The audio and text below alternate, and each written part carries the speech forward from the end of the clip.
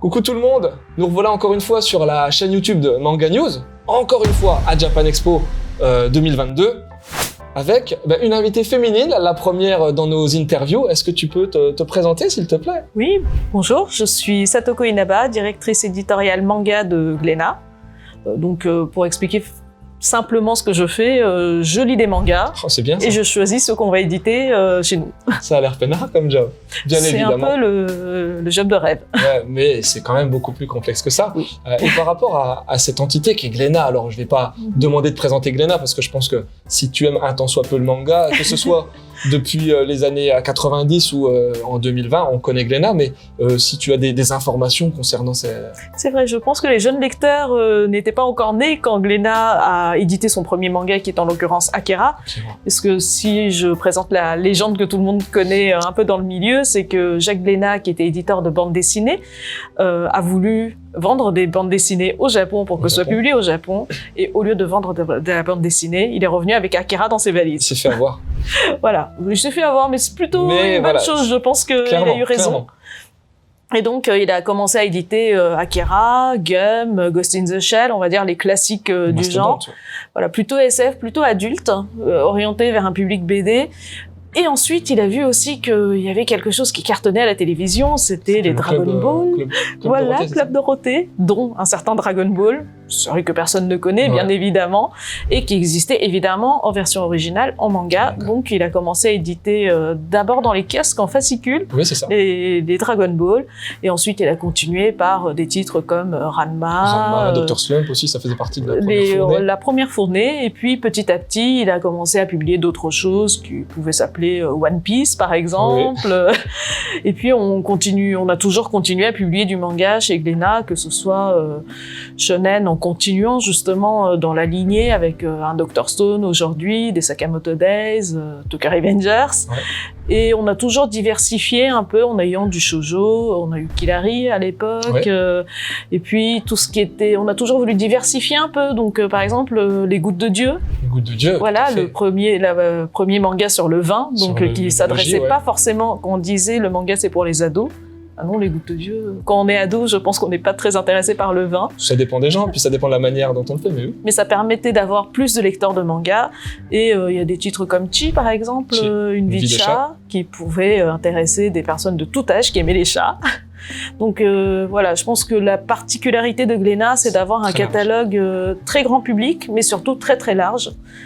Donc n'importe quelle personne qui me demande est-ce que vous avez un titre qui me plaît dans votre catalogue, je pense que je pourrais lui dire oui. Il y aura moyen de trouver, Cette année, l'année de la renaissance, l'année du Phénix à Japan Expo, qu'est-ce qu'on peut trouver sur le stand de Glénat? Beaucoup de choses. Alors, beaucoup de livres déjà, beaucoup de mangas. Donc, on a évidemment toutes nos nouveautés, nos meilleures séries. On a les nouveaux tomes Alors, de One Piece, il est sorti un peu plus tôt, mais effectivement, on a des Dragon Ball, Tokyo Revengers, on avait, peut-être qu'il nous en reste encore des collectors de Berserk. Le Berserk, le 41. Le 41. La version normale, on en a, c'est sûr. Et la version collector, on en avait gardé justement pour Japan Expo. On a des auteurs en dédicace. Alors, malheureusement, les Japonais n'ont pas pu faire le déplacement.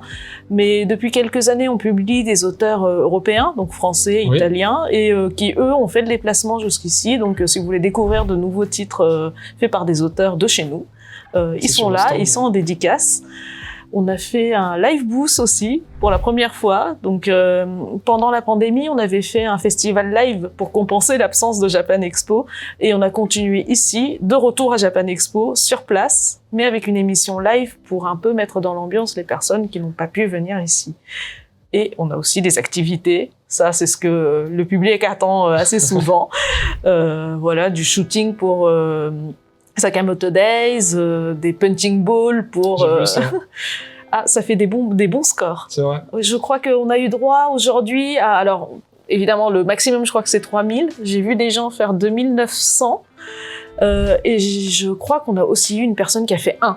C'est vrai. Oui. J'ose pas le faire parce que moi, j'ai peur de casser la machine, tout simplement, comme Vegeta. Alors... Elle s'est déjà cassée 2 fois hier. Je pense peut-être que Vegeta est passé au stand. On ne sait pas. Il était peut-être déguisé en humain. En humain, cosplayé, pour le coup. Ah ouais, le Vegeta qui se cosplay, ça pourrait être sympa. Ça pourrait être sympa. On a un photobooth Shangri-La Frontier, un beau ballon Luffy. Je pense que c'est par là que vous pourrez repérer le stand Glénat, parce que Luffy, il a ses bras qui dépassent bien du stand. Voilà. Et puis on a plein de cadeaux comme d'habitude. À gagner, sur des pages, des posters. Voilà, je vous laisse découvrir tout ça sur le stand. C'est très riche. Et pour revenir sur l'émission Twitch, c'est sur Twitch, j'ai vu, c'est vraiment très professionnel. Hein. Oui, on a eu l'aide justement de Webedia pour pouvoir monter ce projet. Donc effectivement, c'est en continuité de l'émission de l'année dernière qui s'est très bien passée. Donc voilà, on a continué à faire ça avec évidemment tous nos amis qui aiment le manga et qui nous aident à participer à animer ces émissions. D'accord.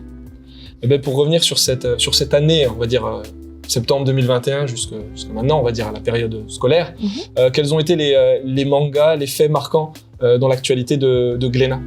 De cette année, de l'année dernière jusqu'à... De cette saison, on va dire. De cette saison. Les faits marquants, qu'est-ce qu'il y a surtout si je reviens jusqu'à quand? Septembre 2021. Alors, on va commencer... Sinon, tu fais chronologiquement, mais à l'envers.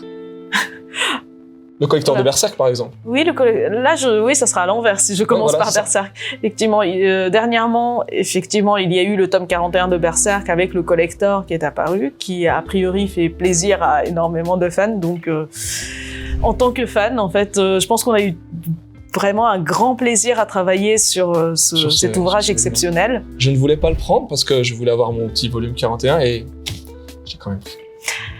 Disons que ça met quand même bien en valeur le trait de Miura qui s'y prête et on découvre vraiment la finesse de son trait. C'est un bel objet, je ne veux pas dire que c'est arrangé avec les artbooks, mais voilà, c'est vrai que... Je pense que ça s'y prête vraiment. Ça pourrait. Non, je vous laisse vraiment découvrir le trait de Miura bien imprimé, en grand format, parce que c'est vraiment quelque chose qu'il mérite.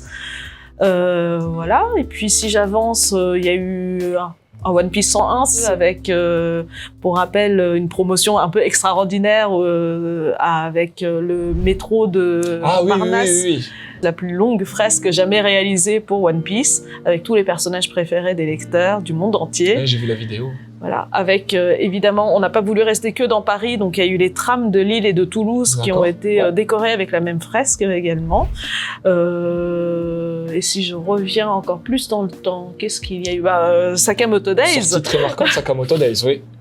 Effectivement, qui est un titre auquel on croyait. C'est la première fois que toute mon équipe est venue me voir en disant il faut absolument qu'on l'ait ce titre, c'est génial, on veut absolument travailler dessus. Que j'ai pas encore testé, mais qu'on me vend souvent comme un City Hunter. Ah, peut-être. En fait, il est...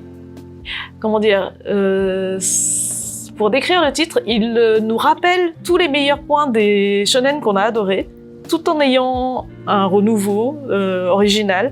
Et j'ai lu dans des interviews auxquelles il a répondu que c'était quelqu'un qui admirait énormément tous les grands maîtres shonen qui ont été avant lui sur le Shonen Jump, mais que son but n'était vraiment pas de les imiter et qu'il voulait créer son propre style nouveau. Je pense que c'est un jeune auteur puisque c'est sa première série, donc il a aussi, je pense, une pensée qui est, il est plus proche des lecteurs qui ont une vingtaine d'années aujourd'hui. Et voilà, il y a un côté renouveau du shonen que je trouve super intéressant dans Sakamoto Days. Et c'est très drôle, il y a vraiment un très très bon équilibre entre l'humour et l'action. Ça me rappelle un peu, oui, pourquoi pas City Hunter, mais des titres Jump de l'époque, de la grande époque, on va dire, avec tous les titres qui étaient les plus connus les uns que les autres.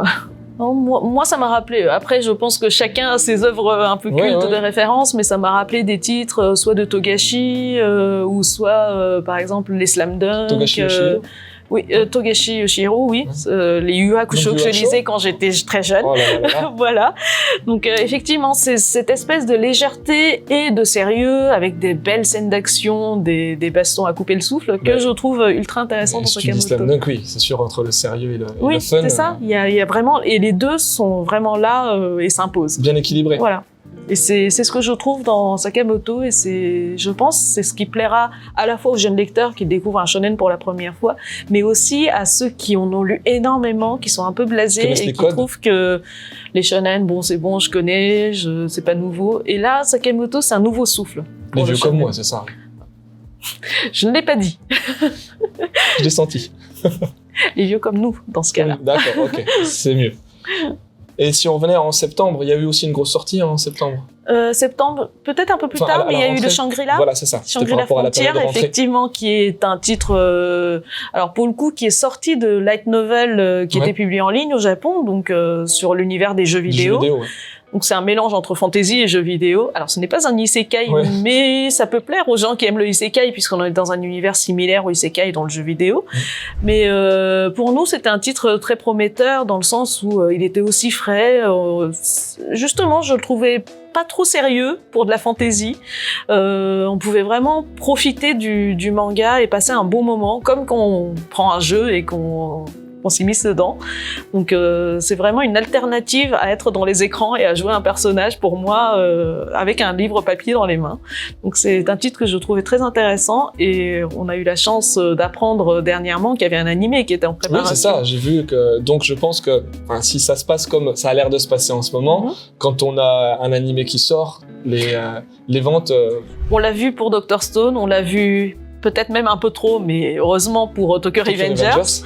Donc, je croise les doigts. J'espère que ça sera le même cas pour Shangri-La. Ça sera la même situation, c'est clair et net. Juste pour revenir un petit peu par rapport on évoquait ces 2 années de pause sur Japan Expo qui sont dues au Covid. Il y a eu tout un tas de petits problèmes ces dernières années qui ont pu être faire des désagréments au niveau de l'édition, je pense au Covid, ou alors la pénurie de papier. Comment Glénat peut vivre ces difficultés-là ?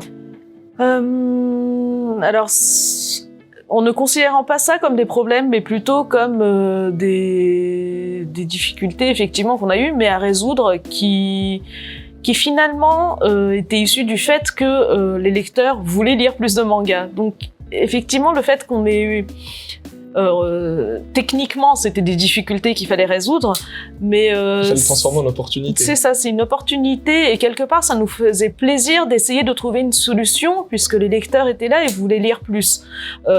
C'est plutôt un point très positif. Voilà, c'est pas du tout un marché qui s'écroule ou des choses comme ça. C'est plutôt au contraire. On a eu de plus en plus de nouveaux lecteurs. Et c'était pas, évidemment, il y avait des lecteurs actuels qui voulaient lire plus, mais on a surtout remarqué qu'on avait un nombre incroyable de nouveaux lecteurs de manga qui arrivaient sur le marché. Et c'est vraiment quelque chose de très plaisant et ça réchauffe le cœur pour nous.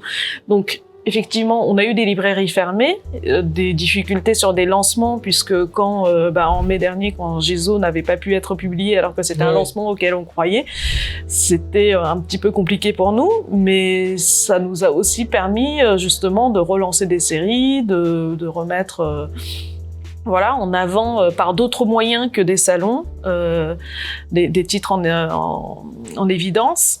Ça nous a aussi fait travailler le côté réseaux sociaux ou live qu'on a commencé grâce à la pandémie. Clairement. C'est ça, avec un festival Glénat Manga qu'on avait fait l'été dernier, on va dire au moment de Japan Expo, parce que on savait que l'absence de cet événement ça nous manquait déjà, nous, donc on voulait le faire, et ça manquait aussi évidemment à tous les fans.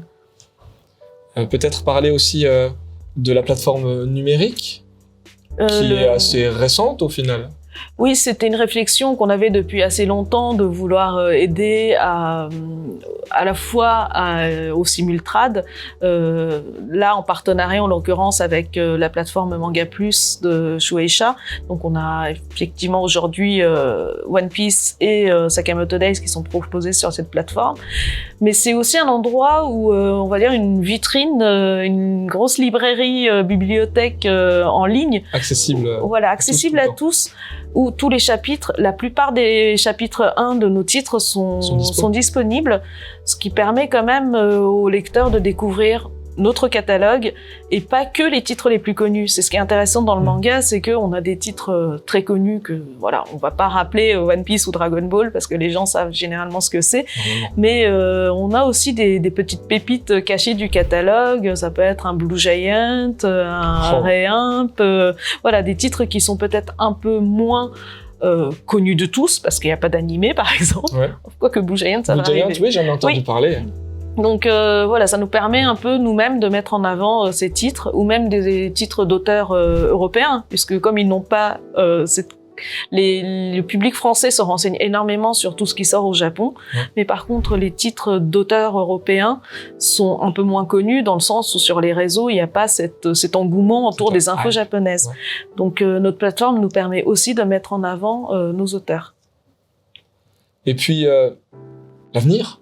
Qu'est-ce que Glénat réserve à ses lecteurs sur cette fin d'année, voire Alors, on a réservé assez de papier pour qu'on puisse imprimer à peu près tout. Très bien. Ça, c'est bien. C'est une chose résolue. Il y a un hangar avec du papier réservé à... Physiquement, c'est vrai que je n'ai pas eu de photo. Il faudrait que je demande pour voir quelle est la quantité qui est là. Mais effectivement, pour l'instant, on prévoit très en avance, beaucoup plus en avance qu'avant pour pouvoir justement épargner les lecteurs de ces manques qu'il y a eu sur ces dernières années. C'est toujours très dur, mais on essaye. Et puis, du coup, on a d'autres nouveaux titres. Évidemment, on a la suite de Sakamoto Days, on a la suite de tous nos grands titres.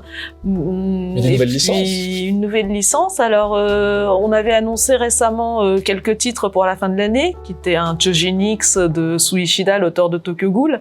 Ouais. Donc, le retour de Suishida en France, je pense que c'est quelque chose d'assez notable. En plus, quand il parle de super-héros, de gens qui ont des super-pouvoirs, ça peut être ultra intéressant. Il a un côté un peu plus sérieux, acerbe que tout ce qui pouvait être super-héros super édulcorés. Ouais. Donc, je pense que ça plaira à pas mal de gens qui aiment des trucs un peu plus sombres. Ouais. On a le retour de Ikegami, l'auteur légendaire avec son titre culte Sanctuary, qui va être réédité dans une nouvelle édition. Et accompagné de sa nouveauté Trillion Game, puisqu'il s'est associé avec Inagaki quand même. Inagaki qui s'est dit que scénariser Dr Stone, c'était pas assez suffisant, donc il s'est dit allez, un autre seinen à côté. Bon, il a fini Dr Stone, donc il a plus de temps à se consacrer sur Trillion Game, qui est le nouveau titre. Donc seinen, on va parler de business, mais avec un duo un peu fou comme Inagaki sait le faire, avec un tchatcheur de génie et un geek de génie, donc qui vont tout faire pour gagner le plus d'argent possible. Qui a remporté des prix au Japon. Je crois qu'il faisait partie des titres les sélectionnés pour être l'un des meilleurs succès de Next Awards. D'ailleurs, c'était l'année dernière qu'il a été sélectionné dans ça, Trillion Game, dans les titres les plus prometteurs de l'année. Et cette année, dans les titres les prometteurs de l'année, c'est Full Night, qui est un titre SF de dystopie qu'on a commencé, dont le premier tome est sorti ce printemps. On a les 2 tomes qui suivent, qui arrivent, qui a été sélectionné. Alors c'est je ne sais pas si tu connais la série. Non. Alors, pour expliquer un peu facilement la situation, on est dans un univers, c'est du SF, on est dans un univers dystopique. La Terre est recouverte d'épais nuages. Il n'y a plus rien qui pousse. Oui, mais alors, pour respirer, on a besoin d'arbres. Donc, ils ont trouvé un moyen de transformer les humains en leur plantant des graines, de les transformer en plantes pour qu'ils puissent faire un peu d'oxygène pour ceux qui restent. Sauf que déontologiquement, comme c'est pas génial, ils se sont dit c'est réservé aux humains en fin de vie. Et puis ils proposent un peu d'argent en compensation si ces personnes peuvent offrir leur corps aux autres. Sauf que quand il y a de l'argent en jeu, les personnes qui n'ont pas beaucoup d'argent, parce qu'on est dans un univers où il est difficile de gagner sa vie, ils vont se prétendre en fin de vie pour se faire implanter cette graine. Il y a des grosses problématiques sociales. Voilà, c'est vraiment, on est dans une belle dystopie, vraiment avec un univers difficile à survivre. Série courte, série longue ? C'est une série qui est en cours de parution. Il y a déjà 4 tomes parus. Et effectivement, et puis graphiquement, c'est un titre assez original puisqu'on est à mi-chemin entre, je dirais Otomo et Urasawa. Alors là, donc un trait plutôt réaliste. Un trait réaliste, mais avec un style propre. Je pense qu'on reconnaît l'auteur assez facilement. Donc c'est vraiment un coup de cœur. C'est un auteur, c'est sa première œuvre. Il n'était pas du tout connu, mais c'est le genre de titre qu'on aime bien faire découvrir. Qu'on aime bien découvrir déjà nous simplement et qu'on aime bien faire découvrir à notre public. Tu redonnes le titre ?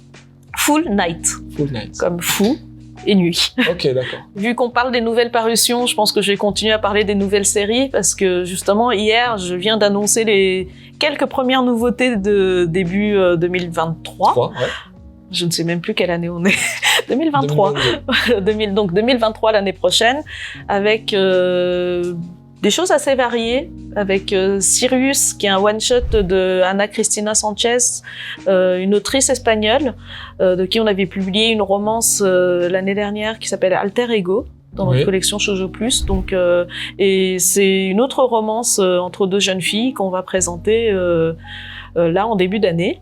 Et puis on aura pour les choses que les gens connaissent déjà, il y a Kuro, qui est le premier titre qui a été publié au Japon des auteurs de Shadows House, Somato. Donc Shadows House, on est dans un univers à la fois très mignon, avec des personnages très très bien dessinés, dans un joli manoir, ambiance un peu victorienne, un peu gothique, et des ombres maîtresses, donc des personnages tout en noir, qui donnent un côté un peu plus effrayant. Et là, Kuro, on va dire que alors, on suppose que c'est dans un univers assez proche, puisqu'on est sur l'histoire d'une petite fille qui habite un beau manoir. Elle a un petit chat noir, tout mignon. D'où Kuro. Voilà, Kuro va se promener un jour. Oh, il revient pas, c'est bizarre. Et quand il revient, on a l'impression qu'il a un petit peu changé. Voilà, son visage est un peu plus fermé. Il y a des petits crocs serrés dans sa bouche, toute ronde. Rien que de dire ça, ça fait déjà flipper. Alors, quand il ouvre les yeux, il en a peut-être 3. Mais Kuro reste le mignon petit chat aussi. Mais jusqu'à quand pour l'instant, on a l'impression qu'il protège plutôt sa maîtresse, puisqu'il l'empêche de sortir quand il y a des créatures étranges qui passent de l'autre côté de la fenêtre. Donc je pense que c'est une série pour tous ceux qui aiment les chats et les monstres. Chat 3 yeux. Et les monstres et les titres peut-être un peu gothiques. Voilà. Et puis peut-être le retour de Nihei avec une édition Tsutomu Nihei avec on avait une nouvelle édition de Blame en format de luxe, grand format très beau, et donc là on va continuer à éditer quelques titres de lui dans ce même format, c'est-à-dire Noise, Abara et Biomega. Voilà, Biomega qui sera en 3 tomes parce que c'était une série en 6 tomes à l'origine. Des rééditions. Voilà, des nouvelles éditions de ces titres qui existaient chez Glénat. Abara et Biomega ont été arrêtés l'année dernière en petit format, mais là on les reprend, on les reproposera. Avec le même type de version sur... Beau et grand, les blocs. Ça sera lourd dans vos sacs si vous voulez les prendre en librairie. Et la dernière nouvelle, je pense que c'est un titre qui n'est absolument pas connu pour l'instant, puisque c'est on va dire une particularité. C'est un seinen qui est publié sur une plateforme qui s'appelle Saikomi au Japon. Donc qui ne fait pas partie des grands magazines actuellement, mais par contre, quand il est publié en version papier, actuellement, je sais que le tome 4, par exemple, à peine paru, il a disparu des librairies, parce que il a un succès énorme auprès du lectorat qui connaît cette série. Et alors, le titre japonais, pour l'instant, on n'a pas de titre français, donc le titre japonais, c'est Tsui no Taimashi, qui signifie à peu près l'exorciste final, avec en sous-titre Endergeister. Et on va découvrir un exorciste qui va se battre contre des sorcières, des trolls, des gobelins, des créatures mythiques les plus horribles les unes que les autres. On sera sur un univers assez violent quand même. Donc à ne pas mettre entre toutes les mains. Alors oui, les petits qui commencent à lire One Piece aujourd'hui, ils vont attendre quelques années avant de lire ce titre. Se mettre ça sous la dent. Mais on est vraiment sur des belles scènes d'action, beaucoup d'humour et puis des références cinématographiques assez intéressantes puisqu'on est sur le cinéma d'horreur et d'action. Japonais ou du monde entier. Voilà, je me rappelle d'une scène où il y a le héros qui vise une sorcière en disant hasta la vista. Puis il veut, voilà, ou par exemple il ne veut pas forcément aller dans sa mission parce que il a le ticket de cinéma pour aller voir Mad Max. Ou voilà, c'est rempli de petits clichés sur les films qu'on aime beaucoup. Donc je pense que pour tous les amoureux de films, ça peut être quelque chose d'intéressant. Puis notre héros, finalement, je crois qu'au chapitre 1, il prend comme nom de code pour aller au Japon Akira Kurosawa. Qui est, je pense, une référence assez marquante. Forcément, oui, au niveau du cinéma. Voilà, un beau seinen à découvrir. C'est un seinen, d'accord. C'est un seinen. Quand je disais que c'était un peu violent, ça va vraiment... ne pas mettre toutes les... Et puis, pour finir, là, je pense que j'ai annoncé pas mal de nouveautés à venir. Mais avant ça, en septembre, donc le 13 septembre au soir, il y a un événement très important. Alors là, pour le coup, c'est pour les fans de One Piece, puisque c'est la nuit One Piece. C'est facile. Le 14, c'est la sortie du One Piece 102. Le tome 102. Le prochain tome de One Piece. Et cette année, on a dit qu'on faisait un événement avec toutes les sorties de One Piece. Oui, avec donc, les collectors. Voilà. Et pour la sortie du 102, ce qu'on va faire, c'est un événement dans toutes les librairies de France et de Belgique qui accepteront de participer. Donc, faut que la librairie accepte. Mais les librairies pourront accueillir un événement pendant la nuit du 14. Donc, à partir de 19h, dans ces librairies, il y aura des animations qui... Alors, ça peut être... alors, c'est selon la capacité de la librairie. Oui, ça dépend de la taille. Mais il y aura justement des cadeaux collectors à gagner, une exposition, en tout cas des activités autour de One Piece qui vont faire que les personnes pourront attendre avec tous leurs amis des environs la sortie du prochain One Piece qui sera mise en vente pendant la nuit, vers 22h, je crois. D'accord.